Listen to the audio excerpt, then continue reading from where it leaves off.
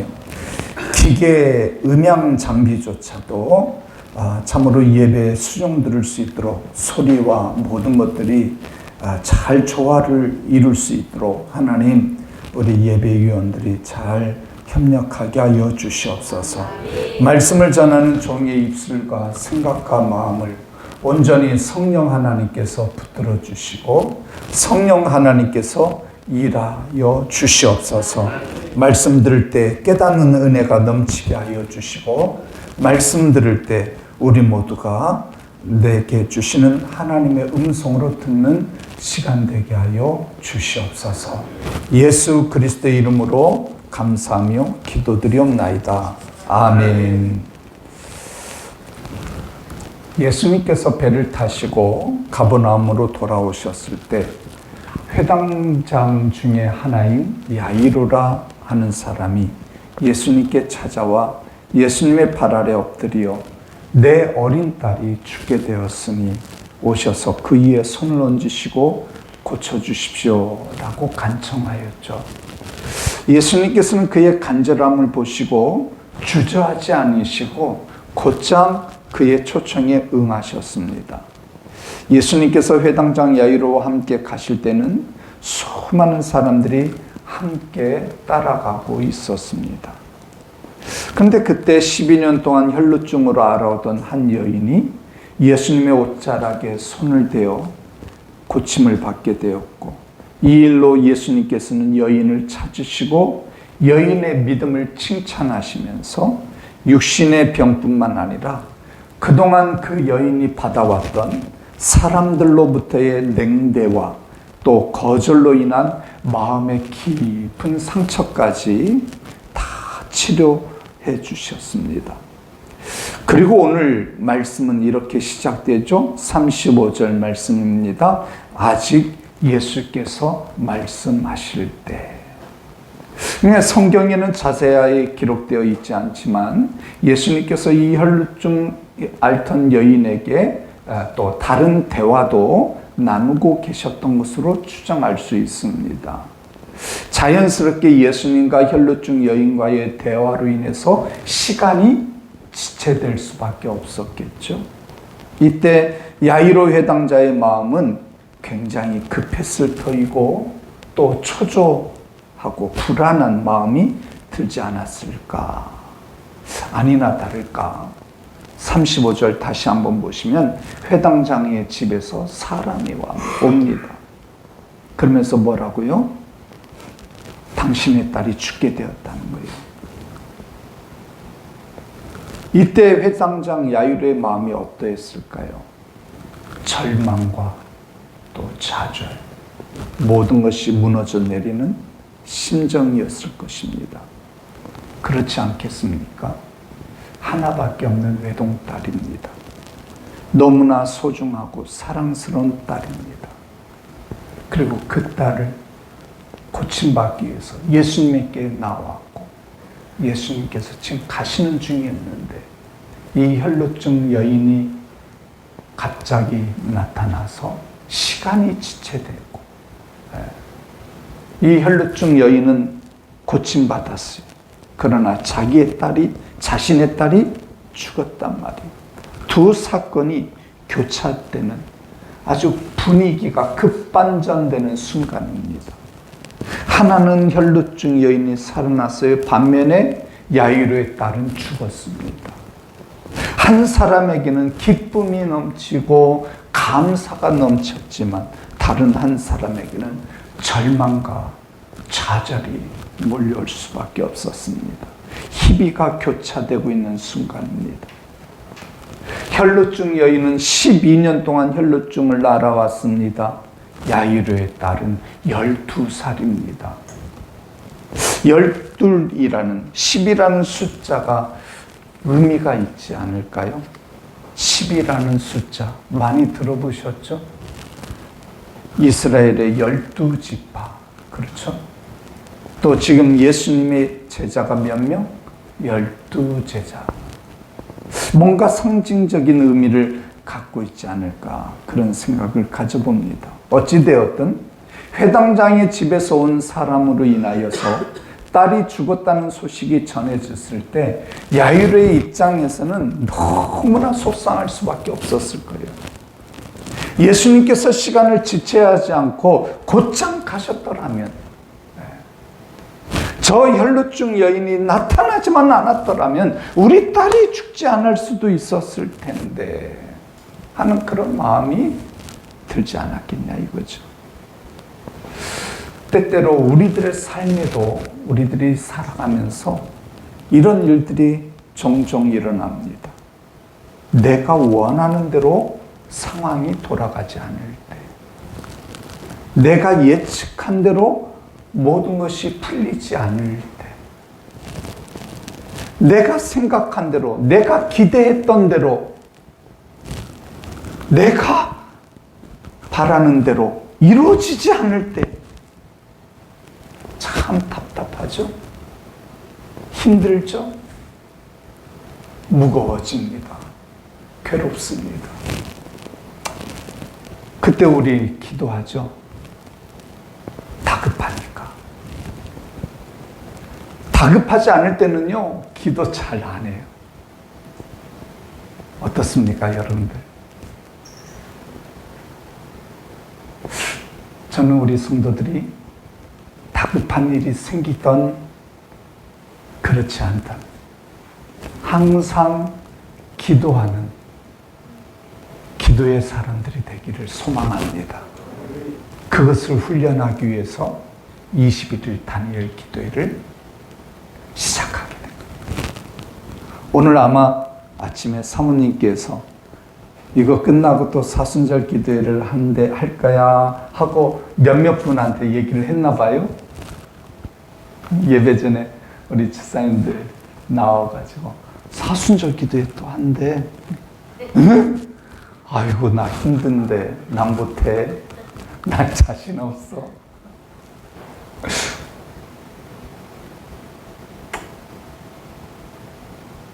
다급해지면 하게 됩니다. 근데 다급한 일이 생기지 않아도 기도할 수 있는, 다행인 것은 우리 교회가 1년 365일 기도를 안 하고 있다는 거. 이제 해야 돼요. 아멘. 물론 여러분들 개인적으로 큐티와 동독하면서 기도 생활 잘 하고 있지만, 그래도 우리 교회적으로 좀 이렇게 기도 훈련들을 통해 가지고 여러분들이 날마다 기도하는 일에 정말 어떤 일이 있고 없고를 떠나서 항상 기도하는 사람이 될 수 있도록 우리가 하나님 앞에 나아가야 될 줄 믿습니다. 어찌됐든 야이로가 보기에는 예수님의 행보가 너무 느렸어요. 혈루증 여인으로 인해서 계속 지체가 되는 것으로 야이로가 얼마나 애간장이 녹았겠습니까? 자기 딸이 지금 죽어가고 있는데, 그죠? 이 생명의 급박함, 여러분들 왜 중환자를 태운 앰뷸런스가 차들로 인해서 탁 막힐 때 가족들의 심정이 어떻습니까? 그리고 응급 환자를 지금 병원에서 받아주지를 못해가지고 죽어가는 생명이 있잖아요. 얼마나 안타깝습니까? 지금 야이로에게 있어서도 그런 심정이었을 거예요. 1분 1초가 급한 상황인데, 그죠? 그런데 이미 늦어버렸어요. 딸이 죽었다는 것입니다. 모든 게 무너져 내리는 상황입니다. 야이로가 처음 예수님을 찾을 때만 해도 그래도 소망을 가지고 있었어요. 그렇잖아요. 아무리 암병이라도, 말기암 환자라도 그래도 소망 하나 붙들고 있잖아요. 근데 죽음 끝이. 야이로도 지금 믿음으로 출발을 했었어요. 그런데 그 믿음의 기로에 선 거예요. 예수님을 만나면 모든 문제가 다 해결될 줄 알았는데 그게 아니었던 거예요. 아마 이때 야이로가 굉장히 많이 흔들리지 않았을까? 저 같으면 그러지 않았을까? 아마 우리 그럴 마음 들지 않겠습니까? 바로 그때 예수님께서 말씀하십니다. 36절 말씀 보세요. 예수께서 그 하는 말을 곁에서 들으시고 회당장에게 이르시되 뭐라고요? 두려워하지 말고 믿기만 하라. 두려워하지 말고 믿기만 하라. 염려하지 말고 믿기만 하라. 낙심하지 말고 믿기만 하라. 절망하지 말고 믿기만 하라. 두려워하지 마. 두려워하지 마. 여러분들 믿는다는 것은요, 두려워하지 않는 것입니다. 이 믿음은요, 두려움을 이겨낼 수 있어요. 아멘? 믿음은요, 두려움을 떨쳐낼 수 있다니까요. 두려움과 믿음은 공존할 수 없습니다. 둘 중 하나가 존재할 수밖에 없어요. 우리는 두려움을 선택할 것이냐, 믿음을 선택할 것이냐. 두려움의 세계와 믿음의 세계는 전혀 다른 것입니다. 만약에 우리가 믿음을 가진다면 두려움은 떠나갈 줄 믿습니다. 그러나 두려움에 빠지게 되면 믿음이 자리 잡을 수가 없어요. 흔들려요. 여러분들 믿음을 선택하시겠습니까? 두려움을 선택하시겠습니까? 풍랑을 잠잠케 하신 사건 기억나시죠? 주님께서 풍랑과 죽음을 두려워하던 제자들에게 뭐라고 하셨습니까? 마가복음 4장 40절에서 어찌하여 이렇게 무서워하느냐? 너희가 어찌 믿음이 없느냐? 상반되는 거예요. 두려움과 믿음. 두려워하지 말고 믿는 자가 됩시다. 아멘. 사실 야이로는요, 이 혈루증 여인으로 인해서 시간이 지체되기는 했지만 혈루증 여인이 치유되는 것을 목격했어요. 그 기적의 현장을 보았단 말입니다. 안 그렇습니까? 와! 어쩌면 예수님께서 이 야이로에게 이 기적의 현장을 보여주고 싶었을지도 몰라요. 너의 상황이 안 좋게 돌아간다 할지라도 이 기적을 일으키시는 그리스도가 누구인가를 보여주기를 원하셨던 우리 주님의 마음 아닐까요? 여러분, 믿음은요, 어떤 일어난 상황보다 우리 예수 그리스도를 계속 바라볼 수 있어야 하는 것입니다. 드디어 예수님의 일행이 야이로 집에 도착했습니다. 집안은 온통 통곡소리. 12년 동안 길러온 딸이 죽었으니 그 아이가 탄생했을 때부터 12년 동안 길러왔던 그 부모의 사랑은 말로 다 표현할 수 없죠. 근데 그 아이가 숨을 거두었으니 얼마나 슬픔과 눈물의 통곡의 순간이겠습니까? 이것은 인생에 경험할 수 없는 최악의 경험이고 최고의 고통입니다. 그때 주님께서는 37절을 보니까 소수 제자 베드로, 야고보 형제 요한 이 세 제자만 따로 따라오게 하십니다. 그리고 시신이 보관되어 있는 방으로 들어가셨죠. 왜 다른 제자들은 이 자리에 동석하지 못했을까요? 방이 좁아서 그럴 수도 있었을 것이라 생각됩니다만 아닙니다. 기적의 현장은 특별한 사람들, 정말 선택받은 사람들에게 우리 주님께서 보여주시려고 하시는 의도가 있었습니다. 보십시오. 예수님께서 변화산상에서도 이 세 제자 베드로, 야고보, 요한을 데리고 나가셨어요. 그리고 겟세마네 동산에서 기도하실 때 그때도 다른 제자들은 저 멀리 있었고 예수님께서 기도하시는 그 모습을 바로 옆에서, 바로 근접해서, 근거리에서 볼 수 있었던 제자들은 이 세 제자였습니다.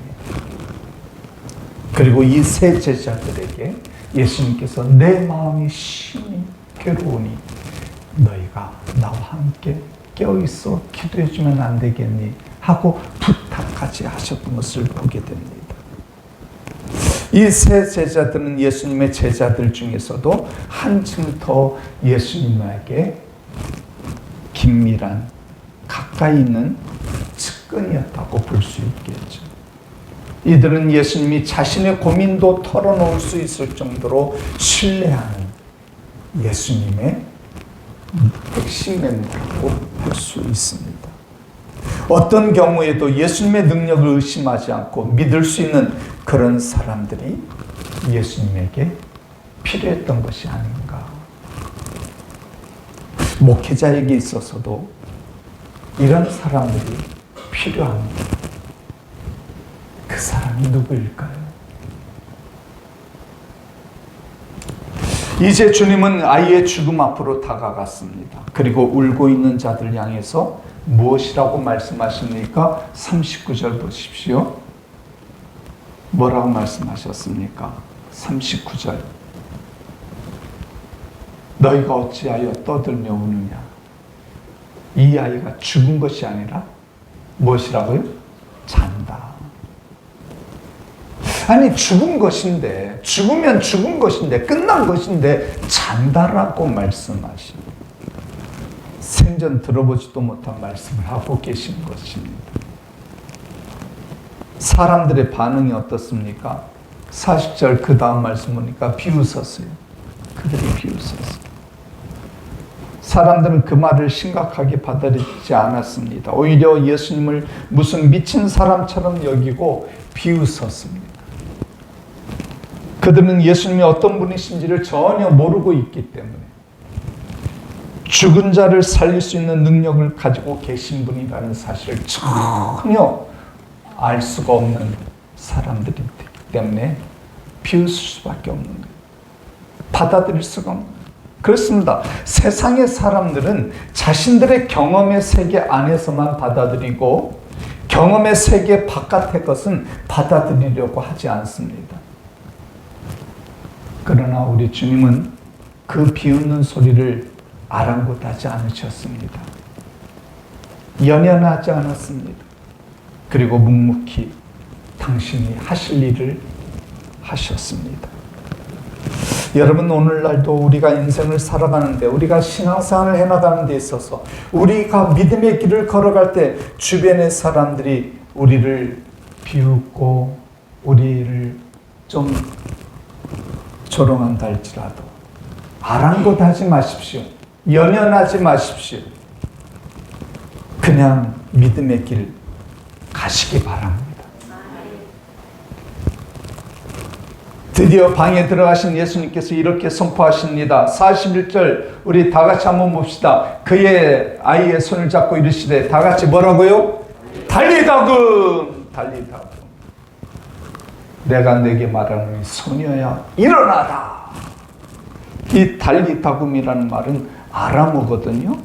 달리 표현한다면 일어나라 어린 양아, 그런 뜻을 내포하고 있습니다.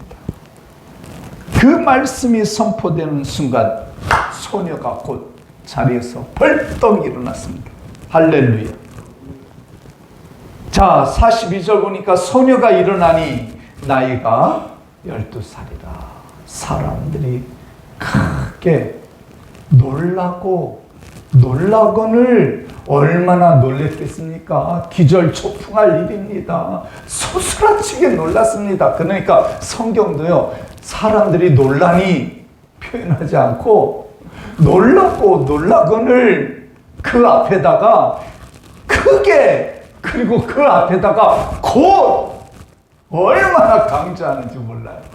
이 마가라는 이 제자가 이것을 참 재밌게 표현한 거예요. 곧 크게 놀라거늘. 자가 일어나는 것을 본 적이 없거든요.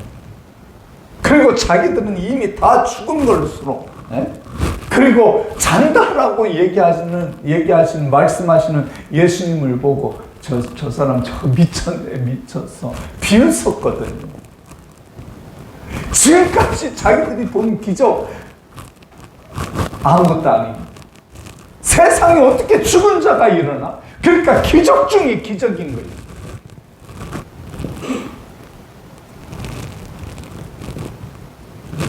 여러분, 우리가 그동안 마가복음을 보면서 예수님께서 바람과 바다를 잠잠케 하신 사건, 예수 그리스도께서 자연의 통치자라는 사실, 자연을 다스리시는 하나님이라는 것을 볼 수가 있었죠.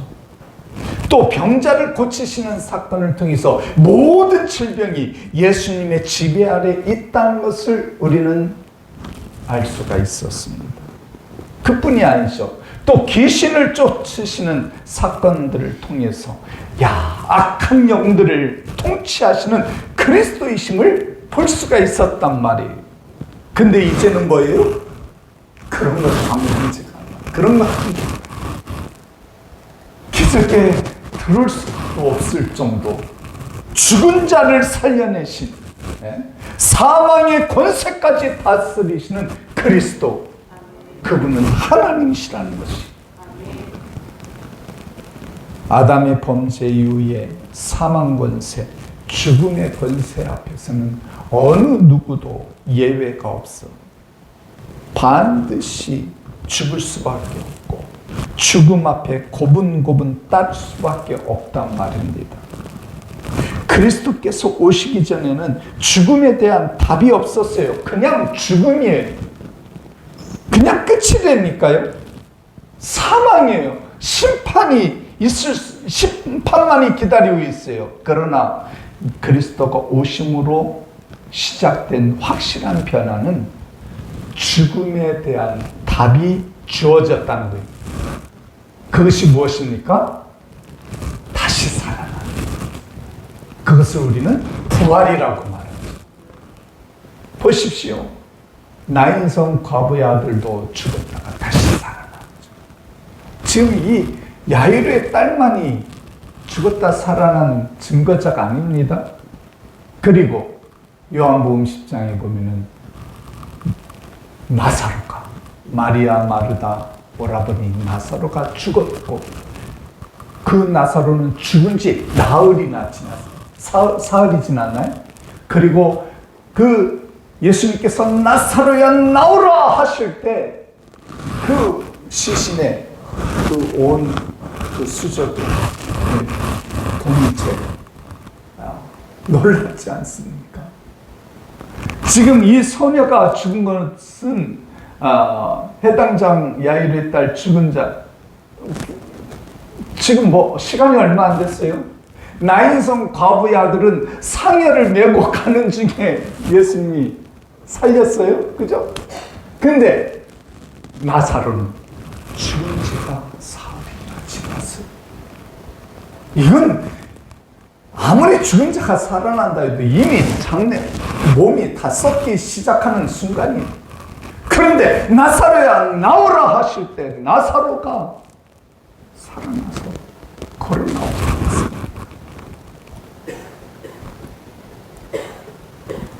그때 예수님께서 요한복음 11장 25절 26절 뭐라고 말씀하셨습니까? 나는 부활이요 생명이니 나를 믿는 자는 죽어도 살겠고 무릇 살아서 나를 믿는 자는 영원히 죽지 아니하리니 이것을 내가 믿느냐? 네가 믿느냐? 야이로의 딸이 죽은 사건은 인간의 눈으로 보면 비극이었어요. 어쩌면 예수님이 늦게 오신 것은 너무나도 야속한 일이었습니다. 한 가정에 불어닥친 죽음의 사건은 뛰어넘기 힘든 거대한 절망이에요. 그러나 거기에는 놀라운 하나님의 계획이 숨겨져 있었습니다. 그 일을 통해서 절망의 자리에서 환희의 자리로 감격의 자리로 바꾸어 놓으시려는 죽음으로 가득 찬 이 세상 가운데 부활의 영광을 보여주시기 위한 놀라운 메시지가 숨겨져 있었던 겁니다. 하나님은 당신의 역사를 이루어 가시는 일에 한치의 오류가 없으신 분이십니다. 우리 예수 그리스도는 정확하신 분이, 실수가 없으신 분이, 괜히 꿈을 꾸물하셔서 어린 딸을 죽게 하신 그런 무능하신 분이 아니란 말이에요. 여러분, 우리의 신앙의 기초는 십자가와 부활입니다. 십자가는 최악의 상태입니다. 근데 그 최악의 상태인 십자가에서 부활로 이어지는 거예요. 십자가는 가장 절망적인 상태예요. 그러나 부활은 이 세상의 가장 영광스러운 사건입니다. 근데 문제는 이 십자가와 부활의 사이에 간격이 있다는 거예요. 예수님께서는 죽으시고 사흘 동안 무덤 속에 들어가셨어요. 그것은 가장 절망적인 상태를 알리는 것이죠. 이런 상황에 빠지면 대개 사람들은 혼란에 빠집니다. 아무것도 할 일이 없어요. 혼돈과 절망과 깊은 좌절을 맛봅니다. 이때 중요해요. 이때 어떻게 반응하느냐가 관건입니다. 예수님의 제자들은 이때 실패해버리고 말았었고 다 도망치고 말았어요. 왜요? 모든 것이 끝났다고 보았기 때문이에요. 십자가의 죽음은 모든 것이 끝이다. 우리들도 쉽게 끝났다라는 말을 종종 합니다. 다 끝났어. 다 끝났어. 여러분, 우리 믿음의 사람들은 그런 말을 함부로 해서는 안 돼요. 아시겠어요? 우리 그리스도인들은 하나님의 때, 하나님의 시간, 그 시간을 헬라어로는 카이로스라는 시간을 쓰죠. 크로노스 시간과 카이로스, 언제가 말씀드렸던 기억이 나는데, 그 시간, 하나님의 시간, 하나님의 때, 그때 그 시간을 기다릴 줄 알아야 합니다. 여러분의 때와 여러분의 시기는 하나님의 손에 달려 있습니다. 우리는 주님이 조금만 일찍 오셨더라면, 조금만 일찍 오셨다면 우리 딸이 죽지 않았을 텐데 하면서 그 순간을 이기지 못하고 좌절하고 절망할 때가 많아요.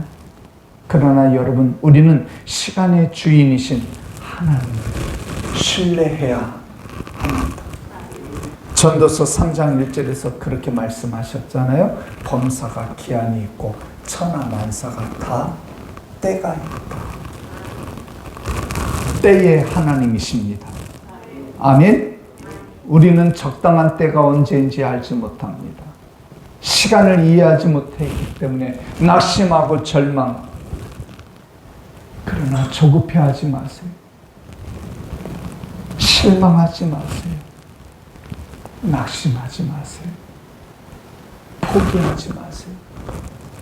모든 시간을 하나님께 맡깁시다. 그리고 우리는 두려워하지 말고 믿기만 하라는 주님의 말씀을 굳게 믿고 기다릴 줄 아는 성도가 됩시다. 기다리고 기대하고 기도하자. 제가 언젠가 명기가 아니라 3기가 있다고 말씀드렸던 거 기억나시죠? 3기. 기대하고 기다리고 기도하자. 아멘. 우리의 일상 속에서 주님을 신뢰하고 주님과 동행하면서 모든 것을 주님께 맡기자. 할렐루야. 내 생각대로 돌아가지 않을 때 좌절하고 절망하기도 하지만 그럼에도 불구하고 우리를 붙잡고 계시는 주님을 놓치지 않게 되기를 주님의 이름으로 축원합니다. 우리는 연약한 인간인지라 힘들면 힘들 수밖에 없어요. 또 흔들리기도 해요. 사실 불안하기도 하고 막막하기도 해요. 눈앞이 캄캄한데, 그죠? 그러나 그 고비를 넘어가야 된다. 그 고비를. 우리 하나님은 믿음으로 기다리고 기대하는 사람들을, 그리고 기도하는 사람들에게 반드시 실망하지 않고 응답을 주시는 좋으신 하나님이신 줄 믿습니다. 믿음으로 기다리고 기대하고 기도하는 그 사실을 통해서 우리를 더 단단하게 하시고 어떤 일들을 통해서도 흔들리지 않고 견고한 믿음의 경지로 나아가도록 우리를 인도해 주시는 우리 하나님, 우리 주님을 믿고 그 소망을 가지고 살아가는 저와 여러분들이 되어지기를 주님의 이름으로 축원합니다. 아멘. 우리 아무것도 두려워하지 말라. 우리 찬양 한번 하고 기도할까요?